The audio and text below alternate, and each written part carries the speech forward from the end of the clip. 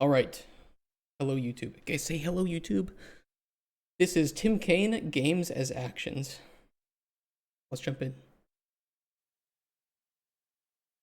Hi everyone, it's me, Tim. Hi, Tim. Today I want to talk about games as actions. Well, And I'll talk about what I mean by that, but first I want to talk about the film director Denis Villeneuve.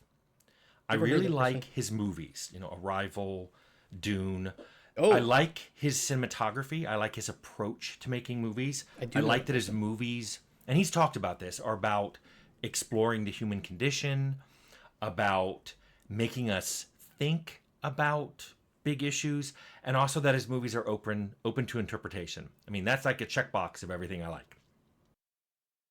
I also like that. I really love that, and that's something that I'm not a good writer, but I'm trying to create a game that we can get writers on board who want that as well, who can give you these characters that just are and they aren't really they feel like individuals that have this complexity, this nuance to them, and when you engage with them you may not like everything about them, but you may not hate everything about them, and at the end of the day you'll come out feeling like, well, I get why they do some things, I don't like they do something other things. Here's how I influence their life, and maybe they influenced you as a player too, right? Because I think that when people read really well thought out, really well written books or engage with really well written movies or TV shows, they come out of that, and sometimes those pop culture characters influence them in ways. Like, right, how many people have Gandalf influenced? How many people love Gandalf and quote him and try to live the way that he lives, right? Or Dumbledore in some way, right? These like wise old mentors, these kinds of characters. So like, how many people remember like Omar from The Wire, or Tony Soprano from The Sopranos, of course, Walter White from Breaking Bad. Maybe you probably shouldn't live like Walter White, but at least these individuals have some complexities, they have some nuance, and they make you think. They make you think. They make you evaluate your own choices in the way that you live your life. And yeah, Omar's a goat. He is a goat. So I don't know. We're trying to do the same thing, and I like that aspect in movies too. But he had a quote that I heard recently and I really liked it, but Yeah. it made me think a lot about games. And here's the quote: I strive for visual storytelling, for images that convey meaning without relying on dialogue. Now, what I love about that is not only is Show it a don't tell. great line, but it also points out a way that movies transcend books.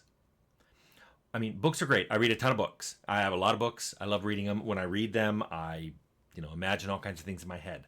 But books are primarily words. And when you are talking about books, you tend to quote them. You tend to quote lines that you love. Even if the lines are making you imagine something or lines are transporting you somewhere, books are basically remembered for having great lines. Now, movies, on the other hand, movies have great scenes. And Well, you have a whole new medium available to you, right? You have that visuals, whereas with books you have to use the words to engage with the reader's imagination. And the more descriptive your book, or like a description of like a character, that helps people imagine something similar. And when you have like a TV show that's based on a book or a movie based on a book, that can sometimes feed back, and rereading the book, now you'll imagine the images that have been created for you by that visual medium. Games have another aspect to that, which is input, right? You have players doing things, they have actions that you do, pressing buttons, holding buttons, reacting to certain things with that certain combination of button presses to have that visual output that is based on your player's input. And we talk a lot about that a bit with things like The Last of Us 2. Why was it so controversial? There were controversies with like the player being expected to do things that most players didn't want to do, but had to do to keep the game going forward. That can create some, what is it, the dissonance between the player and the worlds, the story that the world is asking the player to be engaged in. And that dissonance, if you have that, especially in a game that's asking you to be immersed in the world, can often take the player out of it. It can yank them out very, very violently, which is, you can't continue forward in my game unless you kick a dog. And it's like, well, most people don't want to kick a dog. It's like, well, now I'm my immersion is ruined. Like I was trying to be engaged and do things that felt like they were in line with the character I was playing, but this is just too much. Well, the Joel's death was that was different. That was like a writing thing, and people were upset with the writing. I think that Last of Us did have issues with that, but that was separate from asking the player to perform actions that players don't want to do. And you can trick players into that, right? We've talked about that before, where in the first game, spoilers by the way, Last of Us 1, you are asked to murder a bunch of doctors and nurses in a hospital at the end of the game, which they're innocent. They haven't hurt anybody. It's just that you've been cleverly convinced by the story to do so out of your care for this girl that you've come to care for throughout the whole game. And that's great. That's when you're performing actions, you're tricking players into doing that, even when if they stop to think about it, and they're not stopping to think about it, they don't want to do that. Another good game would be like Spec Ops: The Line, where you launch a bunch of white phosphorus on what you think are enemies, but you can't see them. And when you when you do end up going there, you realize that they were civilians, and you've just committed a war crime.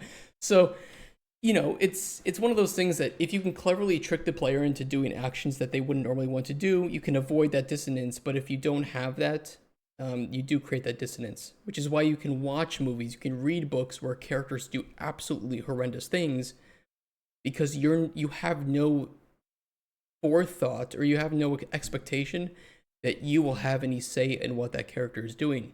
The moment you put that in a game, though, and you ask the player to be evil, when you've explicitly kind of sold the game to players as, well, you're generally playing a good character. This is not a sandbox. You're playing a good character. You should do good things. And you ask them to do something evil, and you haven't convinced them mentally that this is what you want. This is actually what you want to do. You haven't gaslit the players, kind of. Then you have that dissonance that comes there. So games as actions is important, because you need to ask the player, why is the player performing this action? Does the player want to perform this action?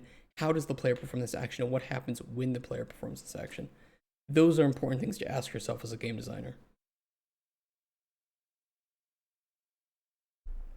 Thank you for coming to my TED Talk. Let's continue with Tim. And those scenes have lines, just like books, but they also have images, music, fantastic cinematography, how the camera moves around, the acting, everything about it is anything you can get in a book and more. Maybe transcend isn't the right word, maybe encompass, but so what I love about movies is movies can have those great lines that you like to quote straight out of book, straight like books, but movies also have images and music and expressions from the actors and things that stick with you after the movie's over. Well, it's the cinematic aspect of it, right? That's where you think of like an in-game cinematic or a cutscene. These are things that are scripted to give you the feeling, give you those unique camera points of view that you can't get with your over the shoulder or your first person camera.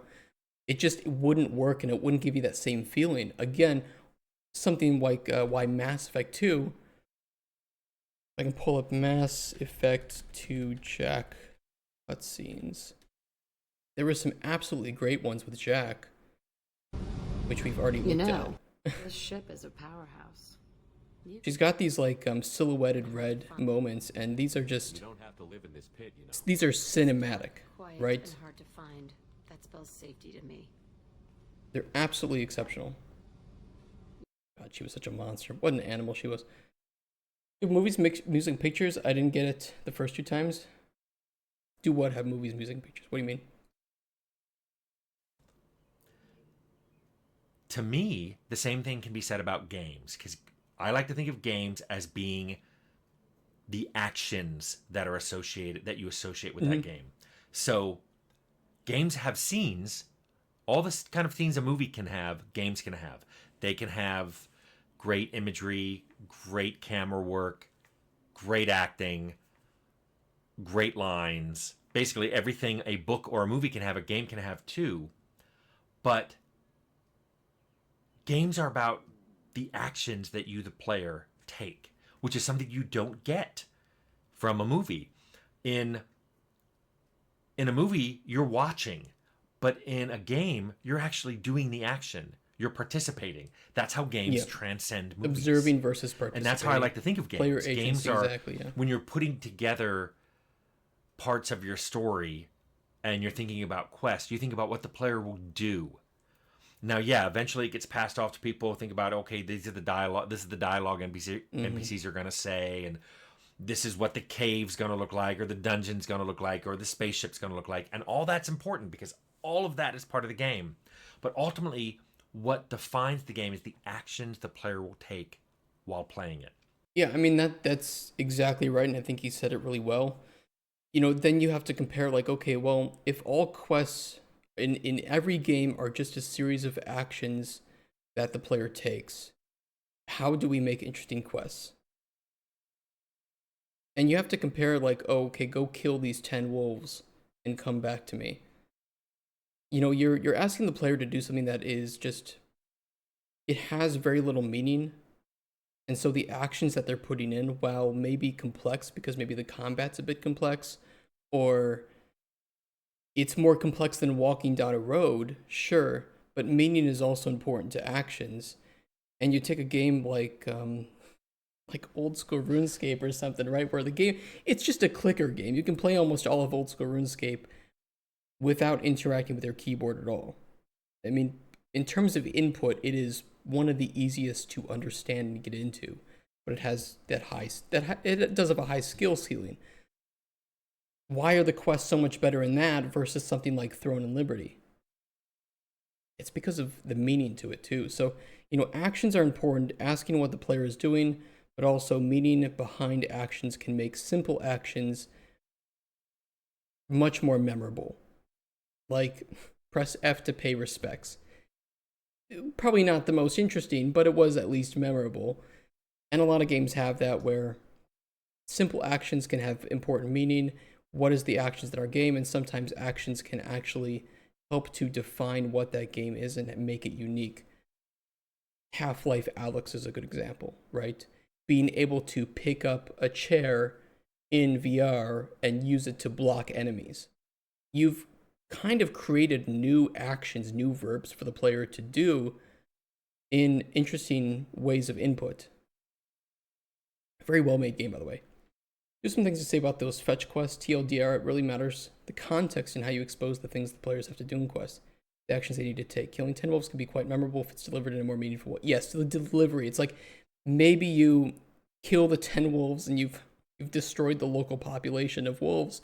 Now you've disrupted the stability of the ecosystem. So it's like that funny kind of standard kill 10 wolves quest has now spiraled the ecosystem out of control, and you can kind of lead this into a more thoughtful, maybe humorous kind of look at a fantasy world's take on an ecosystem. So yeah, there's a lot of ways you can make it fun. I think another example we talk about is like Witcher 3, where pretty much all of Witcher 3 side quests are extremely formulaic, but the formula they used was good, which was something simple expounds into something a little bit bigger and usually tied with somebody's emotions or well-being, or you know, even like a whole city or village's well-being, and then you have to resolve that. So it's a really simple formula, but the formula works because it ties into something deeper than simple actions. You also have those choices, or you have those memorable characters and moments that play into that. All quests are in the end of their fetch quest or go kill X quest, pretty much, yeah. Matters how they delivered and presented to the player. Yep. And I think there are three big things that I love about games that elevate them. Oops. The first one is player discovery. Oh. That encompasses a whole bunch of things. Yeah, discovery Maybe you're walking is along really important. and you saw some place that wasn't anywhere you were sent to. No one told you to go there, but you go in anyway. Maybe it's a ruin, maybe it's a cave, Maybe it's an old building, you go in anyway and you discover something. Maybe it's a cool item. Maybe it's a whole thing going on. Maybe a bunch of side quests come up from this. But you're the one who discovered this. You Discovery is incredibly important, and it's there's so many games that fit along the spectrum of discovery. You have a game, I don't know, linear games don't have much discovery, right? Because they're just meant to, you go from point A to point B, not really discovering anything. Games that show you a whole bunch of waypoints on the mini map, such as Witcher 3, don't really have that much discovery, right? Exploration is not discovery. Exploration is a tool that can lead to discovery if discovery is something that you have built into the framework of your game. Elden Ring is a good example. Elden Ring, you explore and you discover things that most of the time were not on the map itself at all. And that leads you to the feeling that, oh, I wasn't even told to go here. I didn't even know there might be something behind here. And Elden Ring also does a very good job of almost never limiting the player's progression in an area to a quest or to an item. Compare that to something like Starfield is a good example. Fallout is similar. Bethesda's been doing this more and more where you enter a dungeon, but there's a locked door or something that you can't progress through because you haven't triggered the quest in this area. And it's like, well, you've killed my sense of discovery now because you've cucked me. I was like, oh my god, look at this cool thing. It's hidden behind these rocks. I'm going to go in and see what's there. And then it's like locked because I don't have the key. And it's not that I can't find the key. It's that I will look up like, okay, where's this key? Oh, you can't do this until this quest is activated. Well, now it's not. I don't really feel like I've discovered anything. So it makes sense why they have to do it. It makes sense why in games you might have to block the player from going in certain places until they are ready or until they have certain quests. But at the same time, it does kind of kill that sense of discovery. And another thing that I think Elder Scrolls does, which kind of cucks you, is it has those map markers. Maybe with Elder Scrolls 6, you'll be able to turn that off. I don't know, but yeah. Like those big red markers on your map that say treasure here. I fucking hate them. I absolutely hate them. I get them. Sometimes it makes it easier for the game to play, but exploration is a tool to discovery. Don't tell me you have a big open world to explore. Tell me you have an open world and then say, is it going to be one that enables and rewards player discovery, or is it one where you've already discovered it for me and you're just showing me all the things that I can discover? Like, who's actually doing the discovery here, the game designer or me? You weren't told it by the movie director. You weren't told it by the book's writer. You discovered it. The game developers just put it there for you to find, and you didn't have to. To me, that's one of the most amazing things about a game, is you can put things in that the player doesn't have to find. You can't really do that in a book or a movie. Everybody reads the same book. Everybody watches the same movie. But I promise you, if you pitch to a publisher, we have so many awesome things in the game, and players are going to find about 50% of them on average. It's like, yeah, we'll just give you 50% less money then and make the players find 100% of the things. Hey, Stevie Ray John. Something I love is to have clues and mysteries around the world that might point you vaguely in a direction, but not in a very clear way. Yes, I also love that, and I think more games need to do that. As Dramulk says in AAA, that won't fly, and I hate that. AAA games nowadays don't really feel like they have any discovery. It feels like it's all a numbers game. They just want to talk about, we have this large of a world with over 200 points of interest, and all it is, it's 5 different points of interest. 2 of them are kind of the same, and all they did was split them up by saying, okay, each region has 10 to 15 of these, and we're going to track it on the map too, so you'll know if you missed something. Like, come on. That's why it's up to indies to do it. I agree. But I think that Tim's absolutely right. It makes a world of difference when the player is rewarded for discovery, because that is a massive amount of dopamine that you're giving to the player when they have discovered something that maybe they'd never discovered before. And I've 100%ed Elden Ring. And there will still be locations in Elden Ring that I've been like, what the fuck? I never knew this existed. It's great. Elden Ring is a perfect, beautiful modern example of discovery. Also, video essay bait. It is. Um, Beyond discovery, and it can be, discovering items or quests, or just you might discover something that changes how you're thinking of the 10 story things itself. in this game that you've never seen before. I also think combat adds a lot, because that's a lot of what people remember, because it can get so visceral, especially boss fights. Those are things that people remember from the game, is some tense moment. And this can happen in storytelling, like in movies or in books. Yes. But that moment to moment fight combat stuff is unique to games, because it's you doing it. You're not watching people fight, you yourself are fighting. You're bringing to bear all the skills and items and things you've learned in the game to do this. It's you. Which brings me to the third thing I love about. Well, we talk about that too, is like when I try to tell people what is game design fundamentally, it's creating experiences and emotions. Or you could also say creating emotions through experiences. I think they kind of go hand in hand. You can't really say one comes before the other. You can do that in so many different ways, and you take a look at like the emotion wheel that we pull up. I have it somewhere. Where's my emotional wheel? Game design, emotion wheel. Use this when you're designing, encounters or a section of your story or an NPC. What are you trying to have this thing say and create in your players? Is it a sad quest? Do you want the player to feel what sort of sadness? Do you want them to feel powerless? Do you want them to feel isolated? What is this trying to say here? What are you trying to show? And if you can mix and match these emotions in a well-paced way, you can create those memorable moments. And tension does have a lot. When you see, everybody remembers the Avengers assembling through the portals, because it's just such this, it's an ecstatic moment. You're probably feeling, euphoric in some ways. You're feeling optimistic, hopeful. It's like, go full into it. Can you link that up? Yeah, I'll pull up the emotion wheel. And he's right. You can feel this in movies. You can feel this in books.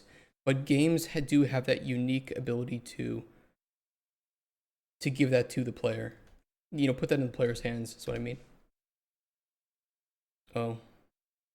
It didn't properly copy that. Just copy and paste the whole thing that I sent. It should work. Being kind of an asshole. So, design with emotions, design with actions. Think about what the player is trying to do and achieve and feel in that moment. And you can do that with NPCs. You can do that with your open world exploration, right? Which leads to discovery.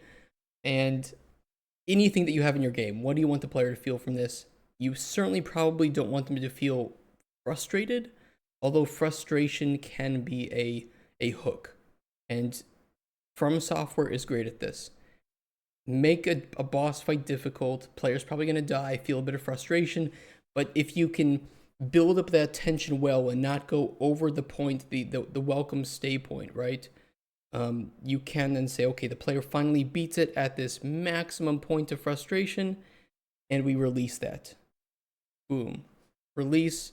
You feel happy, you feel great, you feel relieved, a bit maybe relaxed. You shouldn't lead this into another big boss fight. You should pace the player's movement throughout the game and not have them go boss fight to boss fight to boss fight, because there's never any release in that. So I don't know.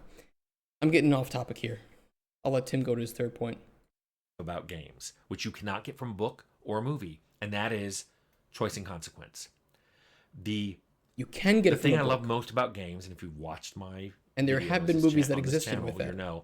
I like that the player is forced to make certain choices while they're playing, and then live with the consequences of those choices. Yes. When you're reading a book or you're watching a movie, you see characters do that, and you can empathize with them, but you're not doing it. And that's a huge difference, because in my games, when you do something bad, you have to live with the consequences of that. You're not watching someone You do kick the that. dog. You did that. Hmm. And that's why, like, in my games that let you kill people or even that had children in it that could be hurt, I was always upset when people said, "Why did the game let me do that?" I'm like, the game didn't make you do anything. It was just there and you did it. Why did the game make me kill the child? Why, Tim? Why did you make me kill the child? Well, you just did it. Well, it's because it was there. I can't kill children in real life, but I can kill them in a game and there's no consequences. It's like it's one thing to have a book with a scene in it that shocks you, or a movie with a scene in it that shocks you, but in a game where you made that scene happen, that's on you.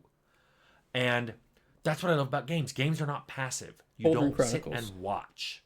You have to do. It's on you. You made things happen. So the thing I love most about games is it can explore morality, it can explore choice and consequence in a way that no book and no movie can.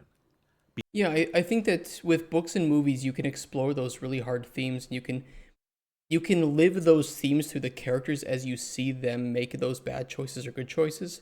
But there's a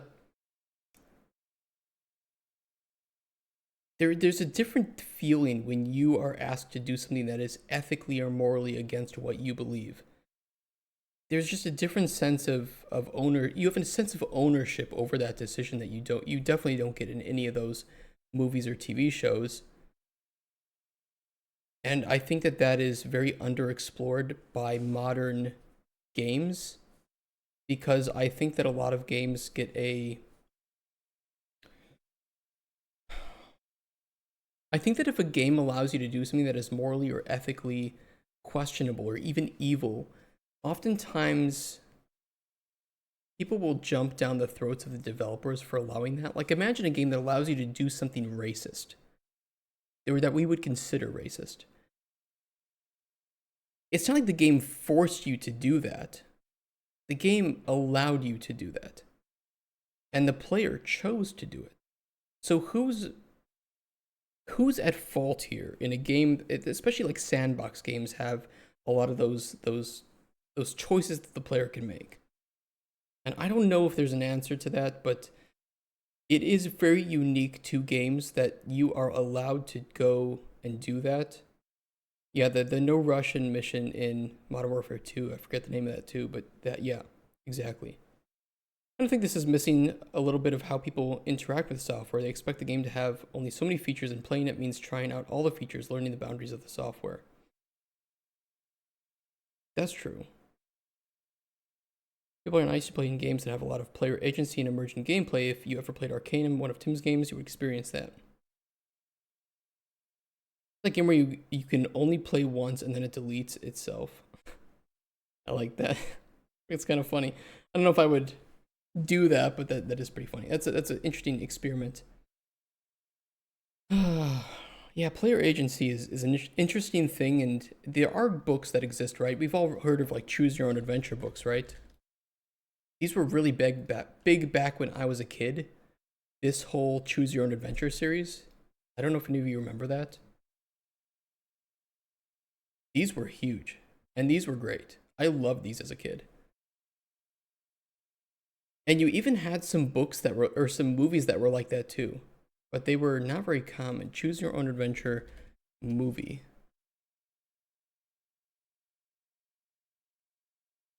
You used to be able to. I don't know how to put it. I'd have to find an example, but there used to be some examples of movies where they would stop you at a certain point, and then you could choose whether you wanted to go like left or right, and the story would unfold in different ways. They were really cool. I don't have any good examples, but I know they existed. Because it's you making that decision. So you may like reading books, and maybe you don't read anything deeper than, pulp fiction stuff. Or maybe you love watching movies and maybe you don't watch anything deeper than the Marvel movies, which, they're good. I wouldn't claim they're super deep. But then They're again, not. you might play a game that has a much deeper morality and has a lot of choices in it. And that's you. This is your time to choose, your time to think about choices, and then your time to explore those consequences. You're not watching a character on screen do it. You're not reading a character in a book doing it. You're doing it. And this is the way I think games transcend movies in the same way movies transcend books. And like I said, maybe transcend is the wrong word. Maybe I should say the word encompass. But I think transcend is the wrong word here, and maybe encompass doesn't properly convey it either. I think there's a beauty for books that engage the reader's imagination in a way that encourages them to think about it, and I think that's a really good. It's a really good skill to train in kids is to have that wide imagination, especially if they plan to go into a creative field. They're going to really regret not having an active imagination. I think transcend can be a good word. I think they're different mediums. Maybe I'm being too much of a simp for books and stuff, but I love books. I love what they can do. Of course, I like having those pictures with me too. Maybe it is. Maybe you're right. Maybe I'm wrong. Maybe I'm wrong. books have Simp for lines. books. You read them, you may imagine a bunch of stuff, but you're reading them. It's the same line everybody who reads the book reads. That's true. Movies have scenes, which include lines, but also include actors doing motions and expressions and cinematography and imagery and music. And you may interpret that differently, but everybody's getting the exact same images and scene and hearing the same lines and music. Games are different. Games are based on actions. Not everybody who plays the game is going to experience the same game. Based on what they do, they're going to experience the game differently. And that is a way in which games are much bigger than movies, in the same way that movies can be bigger than books. But I also think that that's why games are so much more challenging in some ways to make. And because of that, I don't think there are as many outstanding game stories as there may be movies and then books. And I'm not saying that books are easier to write, but because you have to get so many more things correct to, I think, really nail that perfect game scene, especially in regards to story, and you don't have to do as many of it here with movies, not as many of it here with books. But not everybody understands words the same way, as not everyone can get what's happening in a scene that has no words. Interpretation varies a lot. Yeah, you're right about that. In prose has more room for interpretation. It's so hard to compare all these. They all have some beauty and some. Sometimes I prefer having to discuss that interpretation as opposed to just being kind of spoon fed the interpretation in exchange. I don't know. The fact that a movie will run to 2 to 3 hours, a book takes 3 to 6 hours to read, a game below 10 hours is considered short. That's a very good point, too. Much as I love the show don't tell, I've seen some instances where people just couldn't get it. But is that on the creators? Well, I guess it kind of is, right? Because it's your job to communicate what you're trying to show. And I think that if you, there's maybe a fine line, I don't know where to draw it, but there's a fine line between creating something complex and open to interpretation and creating something that just feels like it's an egotistical mess from the artist, right? Or from the creator of the movie. Just your mass, you have to create so much more content.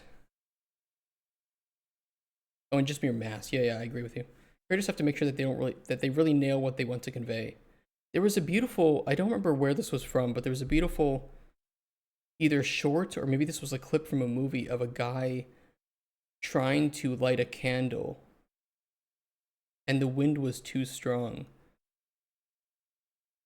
And he was pretty old and couldn't move very fast. And it's a very, very, very long clip where this man just keeps going. He just keeps trying. It's the same thing, just back and forth.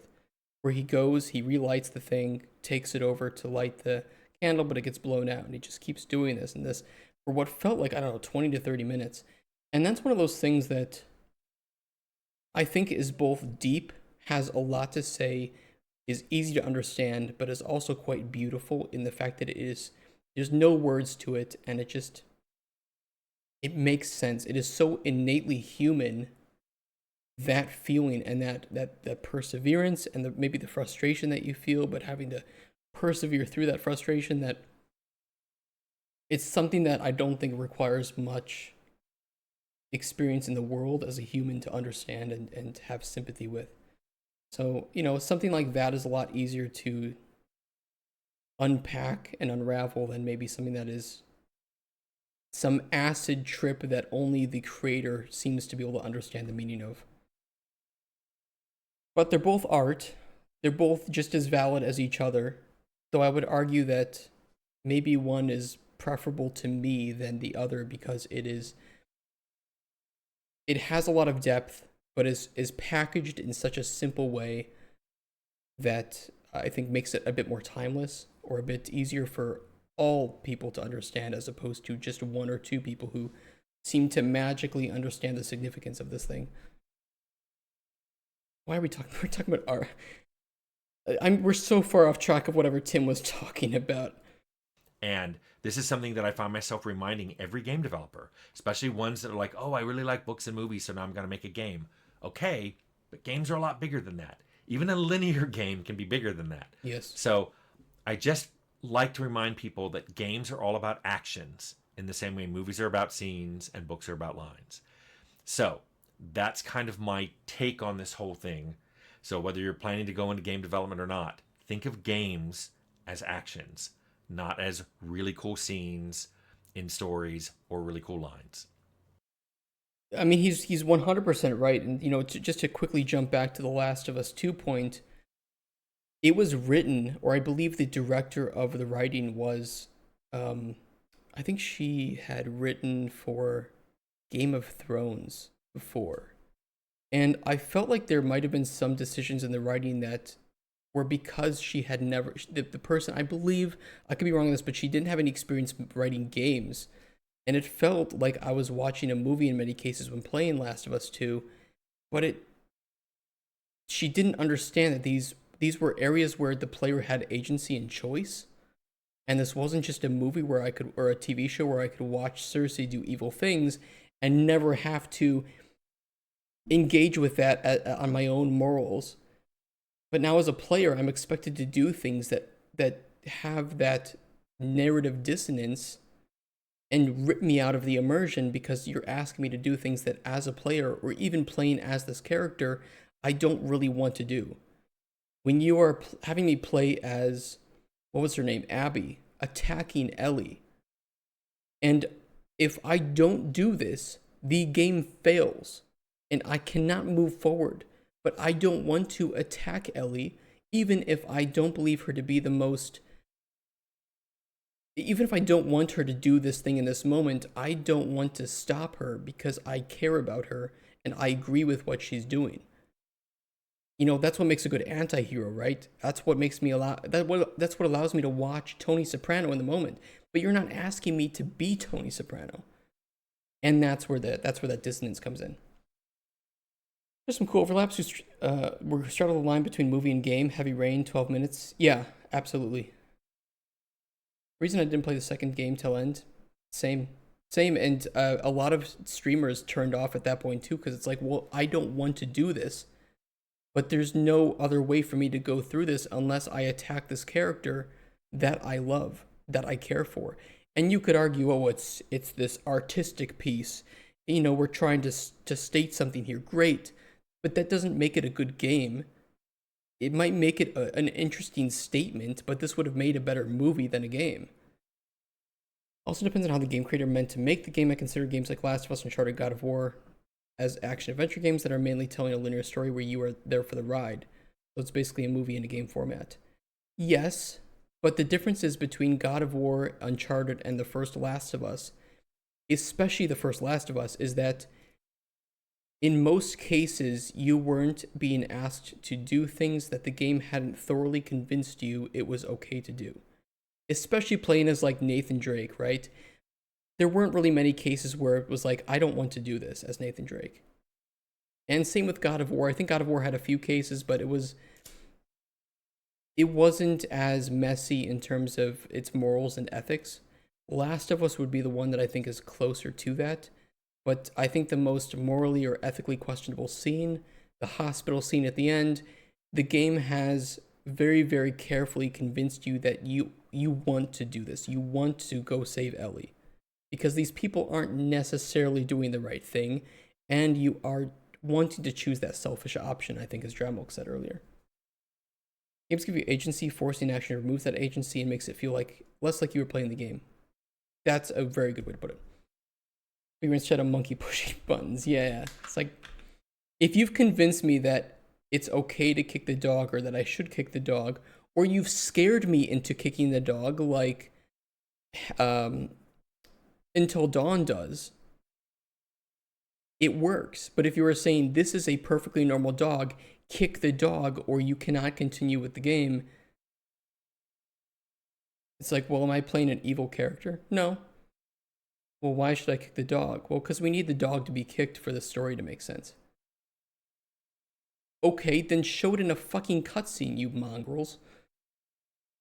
Some game developers make their games that way. Don't mean for players to have an agency, they just want you to experience whatever they had in mind, which I don't really like. I like Uncharted. I love God of War. I love the first Last of Us. I love these games. Uncharted 1 was the game that that's where I wanted to become a game designer, was after playing that game. And by the fourth game that came out, I was a professional game designer, which was kind of fun to play. But I also like games with player agency, as it shows with Colton Chronicles. But I want to marry this idea of player agency with story, which is kind of where I'm really getting inspired by old school RPGs in that way. Either way, this was a great video. Another awesome one from Tim. Go give this a watch and a like, and go give Tim a subscription, please, because he absolutely deserves it. And if you're watching on YouTube, thanks for watching that one. See you on the next one.